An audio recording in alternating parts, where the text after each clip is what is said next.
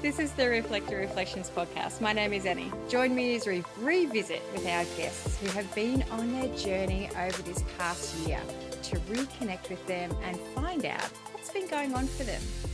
Today's beautiful conversation is with Britta, and Britta was on episode 19. And you might remember Britta is a 1-4 reflector and a full-time elementary school teacher.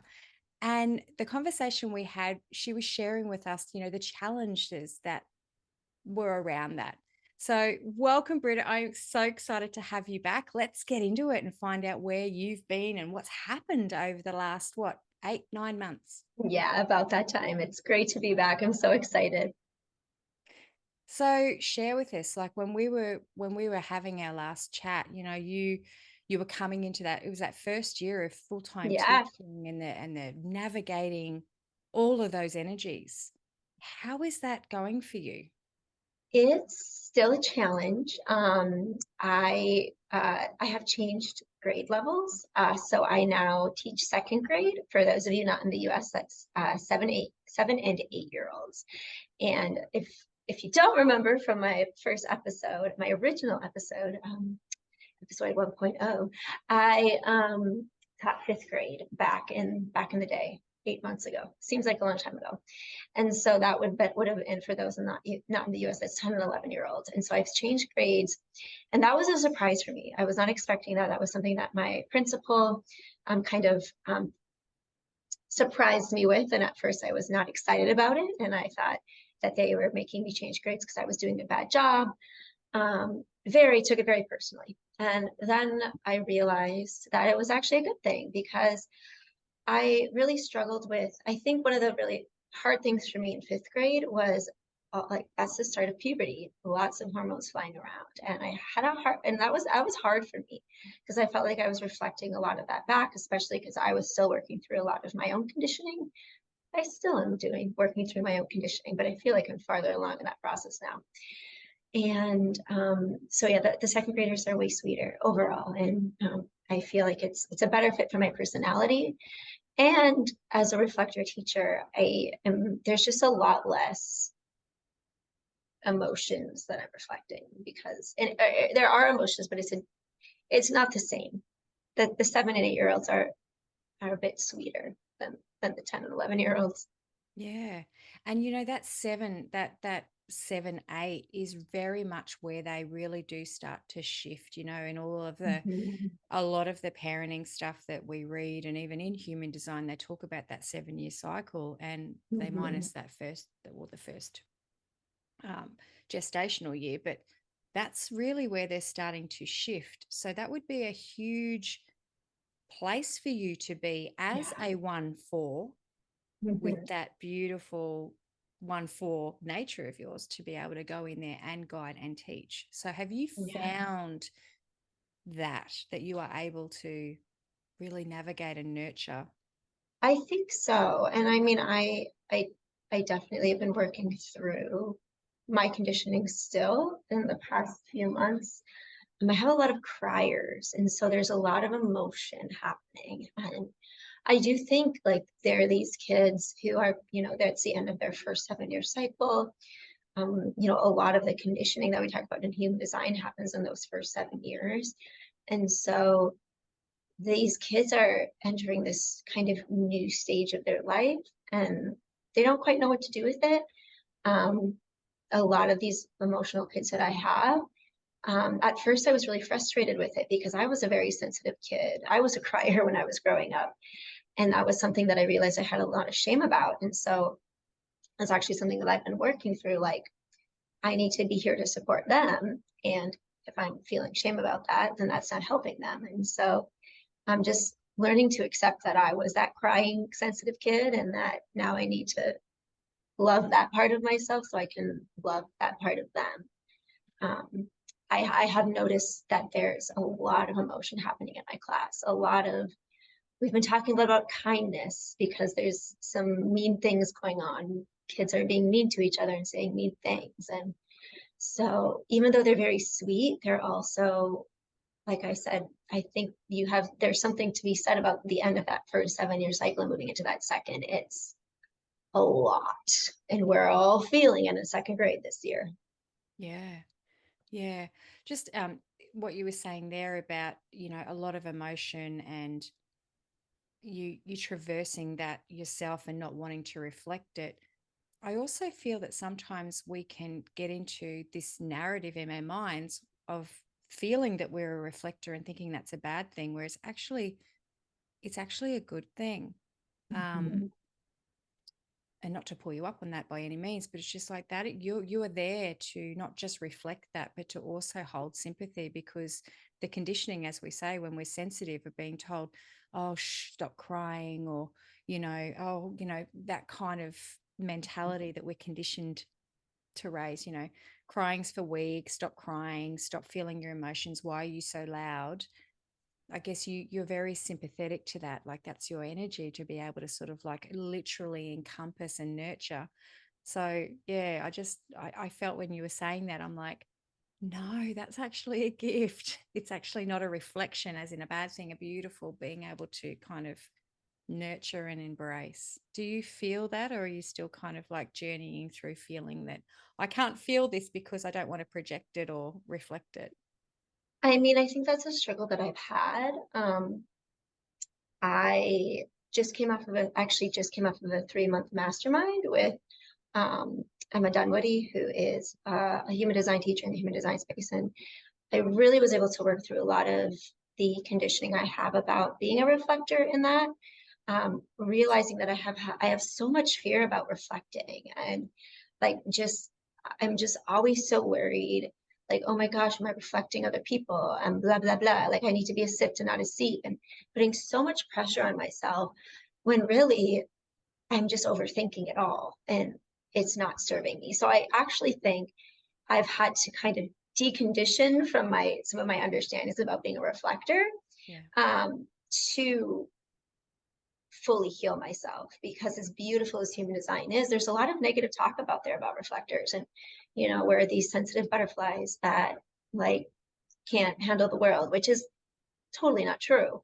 Yeah. And so I do think that I've been able to embrace more of the beauty of being a reflector, and that there is so much goodness, and like allowing these kids to, like, they feel safe around me. And something I've struggled with is like I feel like I'm bad at classroom management, because the kids don't they they naturally are more comfortable in my presence, and so they're not my classroom. I just have had come to, and this is really like recently, where I've been like, oh yeah, my classroom isn't going to look like any other teacher's classroom, because I'm a reflector and they feel safe around me. And so the way I run my classroom, really, it's okay that I'm different than other teachers, as long as they're still learning and they still feel safe. So it's been a journey. I don't remember what the original question was, but that's the answer that came up.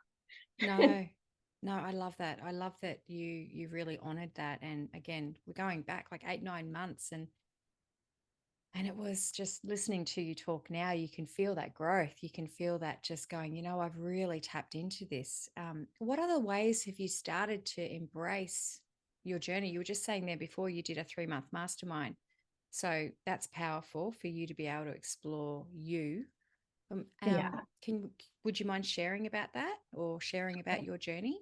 I would absolutely love to. I mean, I feel like since we last spoke, I look back and I go back to that episode sometimes and listen to it, and just, because I'm curious.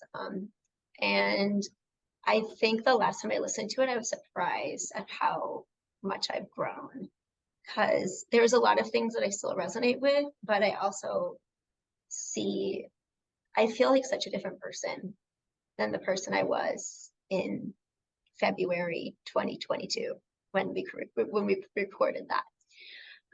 I'm going through my Saturn return right now. So my Saturn is in gate 49, and gate 49 has been retrograding back and forth all this year. And so it's my Saturn return season started in April, and it's gonna go through gate 49.6, which is my exact time, my exact Saturn gate. again in January. So I'm like in this process, and I just feel like there's been Gate 49 is a gate of revolution. I feel like my life has just been revolutionized in the past few months, and it perfect with 49, Gate 49, and just really learning to honor myself and learning to honor my process. So my Jupiter's in Gate 48. So it's like going deep into being resourceful and finding like the well in myself, and then bringing that out to the world with my Saturn in Gate 49. And I just see that happening throughout this whole summer and fall, where I've been investing more in myself. Um, I went on a really amazing yoga retreat this summer, which I've never done before. I joined this mastermind, which was wonderful. And I'm really seeing where I'm putting myself first in a lot of ways that I haven't before. I've been able to explore myself. I've been able to meet amazing people. Like even in the mastermind, I've made these amazing friendships, and we talk like all the time. And I have people that I can talk about human design with on the regular, which I hadn't had before. And so, like I said, I don't remember the original question. I think it's about how I've been able to support myself and my girl, something like that. And I'm going on a tangent now. It's okay. And so exploring myself more through human design, but I think also just being able to invest in myself, and like seeing that when I invest in myself and in my self growth and in, my evolution, like beautiful things happen. That's a really important thing that I've taken away from these past few months. And I'm looking forward to seeing where it takes me moving forward. Well, that gives me tingles. I was listening to you, and I'm just like feeling the tears of pride. And I'm just like, I love this. This is the journey of growth, and it's just so powerful. And we're all taking it, I think, aren't we? I just feel this. Again, it's going to be repeated as we kind of catch up with people who I've chatted with a year ago, and it just, myself included, we are all growing and evolving, and it's magical. And it makes me so happy to hear that from you, that you are just in this space of you, and listening to you sprout off gates and stuff like that. When we chatted, you were still really new to it, and you were like, oh, I'm not sure what that means. And now I'm listening to you with such pride, and I'm going, good girl. Sprouting off little gates, and I got this in Jupiter, and I'm like, wow, I love it. I love it. And as you say, it's not something that, you're still processing, you're still going through, but how good does it feel to be able to take ownership of our lives and ownership of who we are, and just go, okay, well, I'm going to try all these things like the yoga retreat and doing this 3-month mastermind that you did, and just, honor. And I'm so interested in life, curious about the universe, how it thrust you out of something that was struggling for you with the growth. Not when I say struggling, I mean that with love, but you know what I mean? It was harder for you, but you were thrust into this working now with the grade 2s, where you're kind of going, yeah, this job's still hard, but this is actually more nurturing, and I'm doing it my way. You know what I mean? I'm hearing this. Yeah. And I think Britta. that's the big thing. Like I have, and this is like even in the past couple of weeks, just like realizing like I've been trying so hard to do what other teachers are doing. And I remember saying this back in our first episode together, where I was like, and it's so hard as a reflector, because you're constantly reflecting the world around you. And I don't even realize sometimes that I'm doing it. I do think that I've become more aware of it as I have deconditioned and become more confident in myself. But it's so easy to watch what other teachers are doing and be like, oh, I need to do that. And then I have 2 foundational lines. And so there's like the insecurity of like, am I doing it right? Like, maybe I need to do what other people are doing because I don't know enough, first line. And I don't trust these people enough to like, fourth line, to like be like, I feel like part of it is the first line, not feeling secure in myself and that I know enough. So I feel like I have to watch others. But then my fourth line is like, I want to fit into this community. I want people to like me. So I need to do it their way. But I also have the cross of rulership. And so I'm here to like, you know, do things my way and show people, not necessarily show people a new way, but because that's not really the cross of rulership, but just step into my power and show people how they can be powerful too. Because a lot of the incarnation cross is like, showing people what they Just need being to a see in their 1-4 is life. showing Yeah. people. And It's, being a 1-4. yeah. And I have innocence motivation too. And I have spent so much of my time in the classroom in my transference of desire. And Have you it's ever like, wondered why you were pushed into being an elementary school teacher? It's just like ding, ding, ding, ding, yeah, ding. it's all the things that I need to heal. It's like all of my shadow has been coming up. And the more that I step into my truth, it's not always easy, but the more I feel like I can better lead my class and be myself in my job. Yeah. So what's on your future cards? Are you just like me? You're just flowing, you're just focusing on you, making you a priority. Where are you I have going? no idea. Yeah, I love it. Me either. And I think that's a beautiful realization that I've come to in the past couple months where I mean, if I've gone through like, am I going to leave teaching after this year? I've gone through, am I going to stay in teaching after this year? And I just think I've put so much pressure on myself about needing to know like what's coming next, but that's not in alignment with being a reflector. Like I'm supposed to live my life with surprise. And so I don't know. I mean, I'm in my Saturn return season. I feel like it's a um, very important time in my life. Uh, I just had an Akashic record reading a couple days ago where I was basically told that like this cycle of my life, like this Saturn return season is not just closing out a cycle in this life, but like a multi-lifetime cycle. Wow. So it's like feels really big for me because of that. Like it's like this makes sense. This is why this period feels so big for me. It's not just closing out this life cycle in this life, but I don't know what happened in all those lifetimes, but apparently it was a lot of stuff. And so I'm just allowing myself to go through this process of my Saturn return. And I don't know, maybe I'll be in the classroom next year. Maybe I won't. Maybe I'll be doing something different. I don't know. I am just allowing myself to be surprised because I'm tired. I'm so tired of putting pressure on myself to know what's next. Yeah. So I've been doing that kind of unconsciously. And I just want to see where it takes me. I love that. And you know what? How beautiful it is when you can get to the point of just getting out of your own way, of feeling that you've got to do things and you can't explain it to anybody. They've got to get there themselves, where all of a sudden it's just like you just, and you hear this a lot, you said before about, the reflectors and stuff that's given about them. And it can be all like, oh, that's inaccurate. That's not true. And you've heard me talking a lot about it lately, but even that, be fluid. But there's a part of that it does resonate, because when you do get to this acceptance state, it is I'm allowing myself to sample. I'm allowing that I can be fluid. I'm allowing that I can change my mind.